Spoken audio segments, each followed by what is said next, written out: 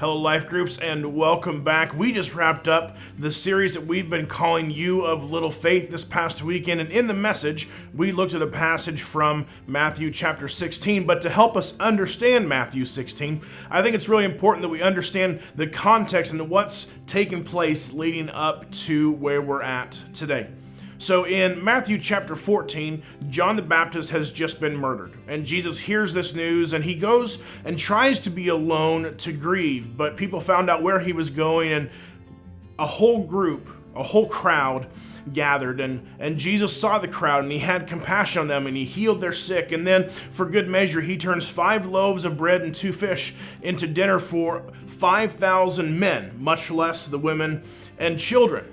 After this, Jesus tells his disciples to go ahead and get on the boat and cross the lake. And while they're doing so, they get caught in a storm. And we read the story about Jesus walking on the water, and where Peter tries to do the same thing. But he looks at the water and the storm around him and begins to sink. And Jesus says to Peter, "You have so little faith. Why did you doubt me?" Fast forward to chapter 15, the Pharisees and other teachers of religious law, they show up and they ask Jesus a bunch of questions, and there's a woman whose daughter is demon possessed, and he heals her and heals some other people, and then he feeds another 4,000 men and their families.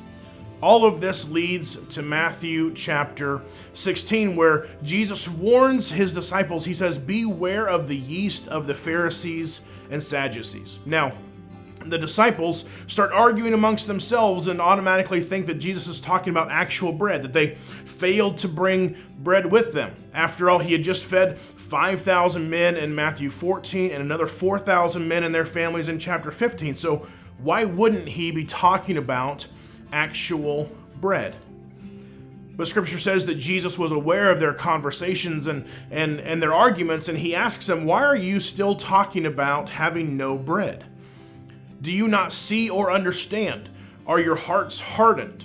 Do you have eyes but fail to see and ears but fail to hear?" See, Jesus is talking about matters of the heart, and he's warning his disciples not to be like the Pharisees. Their main objective, the Pharisees, was to be noticed. They were full of pride and self-righteousness and legalism, and all of these things failed to be amazed at grace. Jesus calls them hypocrites who honor God with their lips, but whose hearts are far from him. Jesus calls them whitewashed tombs. They look good on the outside, but on the inside, they're spiritually dead. And the problem that we're confronted with is that we're not all that different, either from the disciples or the Pharisees. We can look put together, we can say the right things, and we can play the part, but on the inside, we're spiritually dead. Or we're like the disciples who think about the physical things instead of the spiritual things. But just like a small amount of yeast is needed to make a batch of bread rise, so the hard-heartedness of religious leaders or the things that we ingest could permeate and contaminate our hearts. You see, the gospel, this good news, is meant to change us from the inside out. It's a matter of the heart. Because as scripture talks about in Proverbs, we're supposed to guard our hearts above all else, for it determines the course of our life. So let me ask you, how is your heart? All of the things that we ingest, right? The things that we watch, the things we listen to, how we speak, where we go, and the things that influence us, they all affect and have the potential of hardening our hearts if we aren't diligent in guarding it. See, the beauty of the gospel is that God can give you a new heart. Just like Ezekiel says, that he can give you a heart that is tender and responsive, and that's the beauty of the good news. We saw this quote in our message this past week, and it says, the Apostle Paul, who was once Saul, the Apostle Paul entered heaven to the cheers of those he martyred.